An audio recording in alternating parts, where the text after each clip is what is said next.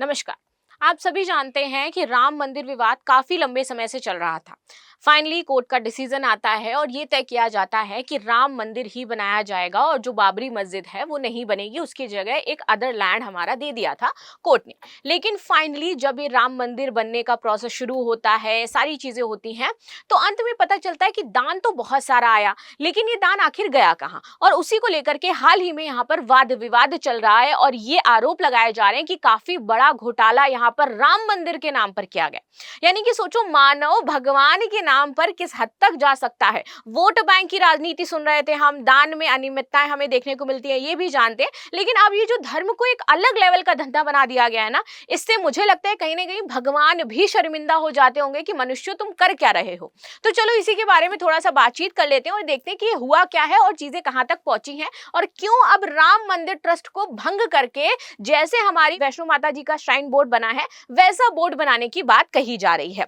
तो न्यूज क्या हो जाती है, यही है कि शायद अब ये राम मंदिर ट्रस्ट हमारा भंग हो जाएगा और जैसे वैष्णो माता में हमारा श्राइन बोर्ड है वैसे ही एक व्यवस्था शुरू की जाएगी। अच्छा, अब ये व्यवस्था क्यों अलग हो जाती है, कैसे अच्छी है, क्या सारी चीजें हैं, ये जरूर समझेंगे, लेकिन इससे पहले समझ लेते हैं कि आखिर मामला क्या हो जाता है। तो देखो, हाल ही में अयोध्या के राम मंदिर पर विवाद शुरू होता है। विवाद क्यों शुरू हुआ? क्योंकि ये पाया गया कि जितना भी पैसा आया था, 200 किलो चांदी मिसिंग है भाई, हजारों करोड़ रुपया यहाँ पर मिसिंग हो जाता है। ये सब कहां पर गया? ना कोई पारदर्शिता है इसको लेकर के, ना कोई जवाबदेहिता है, कहीं पर भी कुछ हमारी चीजें समझ में ही नहीं आ रही हैं कि कहां पर कुछ लिखित चीजें दी गई हैं। जिन लोगों ने दान दिया है वो आरोप लगा रहे हैं कि हमने तो भैया 1 साल पहले, 2 साल पहले, 4 साल पहले ये चीजें दी थी और वो आज तक हमें राम मंदिर में कहीं लगी हुई दिखाई नहीं दे रही है। ये आखिर गया कहां सब कुछ? इसी क्रम में राम मंदिर के प्रबंधक को माता वैष्णो देवी श्राइन बोर्ड की तर्ज पर अब पुनर्गठित करने की संभावनाएं चल रही हैं। अच्छा, अब ये कैसे पुनर्गठन की शुरुआत होती है, क्या इसमें चीजें हो जाती हैं, ये वो खबर थी जो काफी समय से चल रही है। अब देखो होता क्या है, यहां पर मामला पहुंचता है जांच एजेंसियों के पास। कंटिन्यू वो देख रही हैं इस मामले को कि इसमें क्या क्या चीजें हैं और आए दिन नई परतें खुल रही हैं। एक नई चीज ये समझ में आई है कि जो मेन एक्यूज है इसके, वो एक तरीके से गे हो जाते हैं, जो मेन एक्यूज है इनके।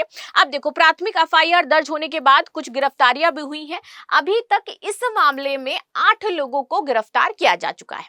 अच्छा, हालांकि किसी भी आरोप की जो अंतिम पुष्टि है वो जांच के बाद ही होगी, फाइनल डिसीजन अभी नहीं आया। लेकिन इस पूरे क्रम में जो सबसे ज्यादा नाम चर्चा में है, दैट इज चंपत राय। ऐसे कैसे संभव है कि सिर्फ एक ही इंसान इस पूरे जो एक तरीके से आप कह सकते हो घोटाला है, इसको ड्राइव इन कर रहा होगा? ऑफ कोर्स इसमें और भी लोग शामिल होंगे। सेंटर में यहाँ पर लेकिन चंपत राय को रखा गया है और 8 लोग और अभी यहाँ पर गिरफ्तार होते हुए हमारे नजर आए हैं। फिर भी इस घटनाक्रम में मंदिर प्रशासन में पारदर्शिता और वित्तीय जवाबदेहिता के मुद्दे को केंद्र में लाया गया है। अब देखो होता क्या है। So Ram temple donation row, Congress demand Supreme Court monitor probe and dissolution of the trust. अब पहले एक बार इस ट्रस्ट के बारे में जान लेते हैं कि कब ये आया अस्तित्व में और किसके द्वारा ये ट्रस्ट बनाया गया था और क्यों यहाँ पर कोर्ट के द्वारा डिमांड की जा रही है। बात करते हैं इस ट्रस्ट की, तो ये ट्रस्ट हमारा आया था 5 फरवरी 2020 को और किसके कहने पर गठित किया गया था? तो भैया हमारी जो सुप्रीम कोर्ट है उसके कहने पर ही इसका गठन हुआ था। जब फाइनल डिसीजन हमारी कोर्ट सुनाती है तो उसी टाइम कहती है कि एक ट्रस्ट बनाया जाएगा। ठीक है, चलिए, तो इसका गठन तो हमें पता चल गया कब हुआ था। अब आते हैं गठन की पृष्ठभूमि क्या थी। तो जब हमारे सर्वोच्च न्यायालय ने 2019 में निर्णय सुनाया जिसमें ये कहा गया कि फाइनली अब राम मंदिर का निर्माण होगा, तो उसी समय यहां पर ये कह दिया गया था, न्यायालय ने केंद्र से कहा था कि अब आपको एक ट्रस्ट का फॉर्मेशन करना होगा। तो यहां पर न्यायालय के द्वारा कहा गया कि भैया आप एक ट्रस्ट गठित करोगे। ठीक है, अब देखो इसके अनुपालन में केंद्र सरकार क्या करती है। फाइनली श्री राम जन्मभूमि तीर्थ क्षेत्र के नाम से एक ट्रस्ट बना देती है और 5 फरवरी 2020 को हमारे जो प्रधानमंत्री हैं नरेंद्र मोदी जी, वो भी इस बात की घोषणा लोकसभा में कर देते हैं। फाइनली यहां तक आपको समझ में आया कि क्या मामला चल रहा था। अब जब ये ट्रस्ट की संरचना होती है तो इसमें कुल हमारे 15 सदस्यों को रखा जाता है, जिसमें धार्मिक तौर पर कुछ लोग जो सक्रिय हैं वो भी मौजूद थे, कुछ सामाजिक कार्यकर्ता या फिर सामाजिक तौर पर जो प्रतिष्ठित लोग हैं उनको शामिल किया गया और कुछ प्रशासनिक तौर पर जो सक्रिय लोग थे वो भी शामिल हुए। यानी कि इन 15 सदस्यों में इन तीनों क्षेत्र के लोग जो काफी हैं बहुत अपने ओहदे पर बेहतरीन तरीके से स्टैब्लिश होंगे, उनको रखा गया था। अब देखिए, ट्रस्ट निर्माण का जो प्रबंधन था, जो वित्तीय संचालन था और संबंधित निर्णय थे, इसके लिए उत्तरदायी यही लोग होंगे। कौन लोग? ये जो 15 लोग चुने गए हैं और जो अलग अलग क्षेत्रों से हो जाते हैं। अब इसमें जो मेन व्यक्ति थे वो थे महंत नृत्य गोपाल दास। इनका नाम अभी तक आप लोगों ने सुना? ये अध्यक्ष हैं इस ट्रस्ट के। अब देखिए, महंत नृत्य गोपाल दास जब अध्यक्ष हैं तो कैसे सिर्फ जो महासचिव चंपत राय जी हैं वो अकेले ये सब कर लेंगे? अब महासचिव हैं चंपत राय, जिनका नाम सबसे ज्यादा चर्चा में आ रहा है। अब ये महासचिव चंपत राय प्रशासनिक और संगठनात्मक जो भी कार्य थे ना, उसमें इनकी महत्वपूर्ण भूमिका थी। यानी कि कितना पैसा आ रहा है उसका काउंटिंग करना, उसको देखना, उसका प्रशासनिक जो विवरण है वो देखना, उसका संगठनात्मक चीजें जो है ये सारी मैनेज करने का काम महासचिव चंपत राय का था। तो इनके पास तो ये पूरी की पूरी आशंका थी कि ये घोटाला कर सकते हैं, लेकिन ये अकेले घोटाला कर सकते हैं ये बात सत्य नहीं है। इसमें और भी लोग शामिल होते हैं, एक एक करके सबका नाम यहां पर आएगा। चलिए, अब बात करते हैं, ये तो जो गठित हुआ, लेकिन हाल में अभी जिस श्राइन बोर्ड के बारे में बात की जा रही है कि वैष्णो माता जैसा एक श्राइन बोर्ड होना चाहिए, तो वो क्यों कहा जा रहा है कि ऐसा होना चाहिए? देखो, ये जो ट्रस्ट बनाया गया, ये ट्रस्ट हमारा कानूनी नहीं है, मतलब सरकार का इसमें हस्तक्षेप नहीं हो जाता है। सरकार इसमें डायरेक्ट इन्वॉल्वमेंट उस तरह से नहीं ले सकती है। हालांकि हस्तक्षेप वो करेगी, चीजें देखेगी, लेकिन जो भी इसका शासन प्रशासन जो प्रबंधन है वो किसका हो जाएगा? उसी जो श्री राम जन्मभूमि ट्रस्ट है उसका हो जाता है, उसका ज्यादा आधिपत्य है। अगर हम बात करें एक्सपेक्ट हमारी सरकार तो अभी इसमें भ्रष्टाचार के लिए इसको देख पा रही है, लेकिन अगर ये श्राइन बोर्ड बन जाता है तो इसमें सरकार का डायरेक्ट इन्वॉल्वमेंट हो सकता है। कैसे? क्योंकि जो जम्मू कश्मीर में हमारी वैष्णो माता मंदिर है, इसका संचालन और प्रबंधन एक वैधानिक बोर्ड द्वारा किया जाता है। ये एक वैधानिक बॉडी हो जाती है, और वैसे ही वैधानिक बॉडी अब श्री राम मंदिर के लिए बनाने की बात कही जा रही है। चल, लेकिन अब बात करते हैं इसकी विशेषता क्या है और क्यों इसको हम इससे कंपेयर कर रहे हैं। देखो, तो बोर्ड का गठन है जो विविध प्रावधानों के आधार पर किया गया है। इसमें वित्तीय लेन देन पर संस्थागत निगरानी रहती है, संस्था इस पर निगरानी करती है, कितना पैसा आ रहा है, कितना जा रहा है, कहां पर जा रहा है, कैसे जा रहा है। ठीक है, प्रशासनिक और जो लेखा प्रणाली है वो काफी ज्यादा संगठित है, जिससे कि पारदर्शिता रहती है, जवाबदेहिता भी सुनिश्चित होती है कि भैया कहां पर कितनी चीजें, यानी कि ओपन में सब कुछ रहता है। श्रद्धालुओं की सुविधाओं और संस्थानों के पेशेवर प्रबंधन यहां पर किया जाता है, और इसी प्रकार की व्यवस्था को अयोध्या में लागू करने की संभावनाओं पर अब तेज चर्चा होने लगी है कि इस ट्रस्ट को भंग करके जैसे वैष्णो माता जी की सारी चीजें हैं वैसे इसको कर दिया जाए। इसके काफी लाभ है।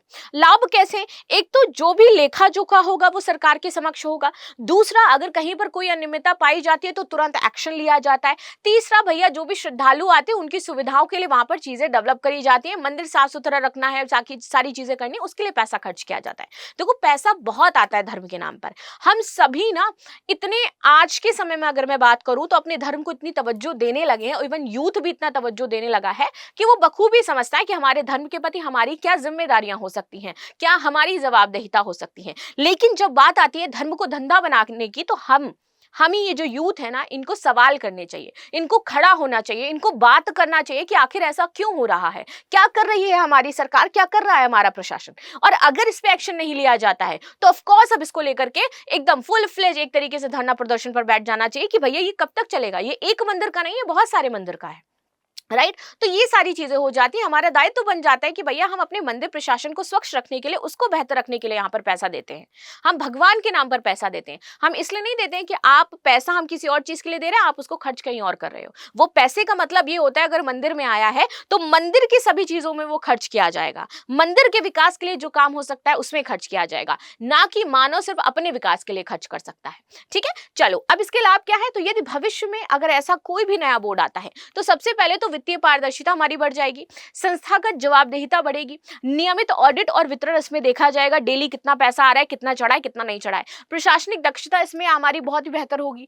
अभी दान और चढ़ावे के प्रबंधन में अधिक पारदर्शिता आएगी, और श्रद्धालुओं के लिए बेहतर व्यवस्थाओं का यहाँ पर एक तरीके से प्रबंधन भी किया जाएगा। बट चुनौतियां इतनी हो जाती हैं कि धार्मिक जो जितनी भी हमारी संस्थाएं हैं, इसकी स्वायत्ता पर अब प्रश्न चिन्ह खड़ा हो जाएगा। परंपरागत संत समाज और जो प्रशासनिक नियंत्रण है, इनके बीच में भी हमें संतुलन लेकर के आना है, वरना तो संत समाज अलग चलने लगता है। एक स्टोरी सुनाती हूँ आपको। आई वॉज इन मथुरा, और वहां पर कोई महंत थे, नहीं कहते श्री श्री महाराज ऐसे करके लिखे जाते हैं, तो कोई वो महंत थे और उन्होंने अपनी गाड़ी में हूटर लगा रखा था। So I just remember that there is no any person expect PM CM और जो ब्यूरोक्रेट्स हैं उनको भी मना किया जाता है कि भैया अननेसेसरी आपको हूटर्स नहीं बजाने हैं। तो उन्होंने फर्जी में अपनी गाड़ी में हूटर लगा रखा है और उसको बजाया जा रहा है, बजाया जा रहा है, बजाया जा रहा है। भाई आप जब जाम लगाए कैसे बीच से आप निकल करके चले जाओगे? पहले तो आपका दिमाग इतना होना चाहिए। आप महान, तो आपके पास तो वैसे भी राइट नहीं है कि आप यहाँ पर ये लगाओगे, अनटिल अनलेस कि आप कोई बहुत बड़े पर्सनालिटी नहीं हो जाते हो, आपको सरकार के द्वारा भैया सिक्योरिटी और ये सब नहीं दी गई है, अनटिल अनलेस तब तक नहीं हो सकता है।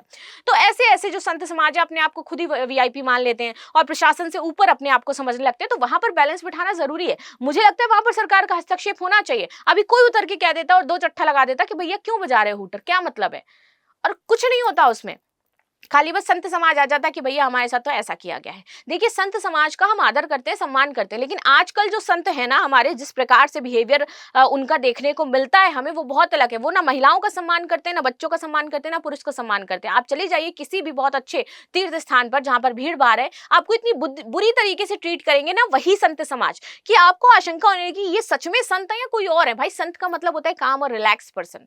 उनको अपने क्रोध, अपनी माया, अपने मोह, अपने मद किसी पर कंट्रोल नहीं है, तो आप संत किस बात के हो जाते हो, राइट? तो ये सारी चीजें हैं। कानून और संवैधानिक पहलू हमें इस पर देखना होगा, ये सबसे बड़ी चुनौती है प्रेजेंट टाइम में। प्लस विविध हितधारकों के बीच सहमति की यहाँ पर आवश्यकता होती है। निष्कर्ष यही है कि राम मंदिर केवल एक धार्मिक स्थल नहीं हो जाता है, बल्कि करोड़ों लोगों की आस्था और संस्कृति का, विरासत का प्रतीक है। इतने लंबे समय से जो हमारा इतिहास चला आ रहा था राम मंदिर का, बाबरी मस्जिद, राम मंदिर, लड़ाई हुई हमारी, कितने सारे लोगों ने इसको लेकर के बलिदान दिया, और उसके बाद आपने इसको मजाक बना दिया एक तरीके से, राइट? ऐसे में इसके प्रबंधन से जुड़े किसी भी निर्णय का उद्देश्य पारदर्शिता, जवाबदेहिता और श्रद्धालुओं के एक तरीके से विश्वास को सुदृढ़ करने के लिए होना चाहिए। वर्तमान में ट्रस्ट का पुनर्गठन अथवा श्राइन बोर्ड जैसी व्यवस्था लागू करने को लेकर के चर्चाएं बहुत ज्यादा तेज चल रही हैं, लेकिन अंत में क्या डिसीजन होगा हमारे कोर्ट का, अंत में क्या निर्णय आता है, ये देखने वाली बात है।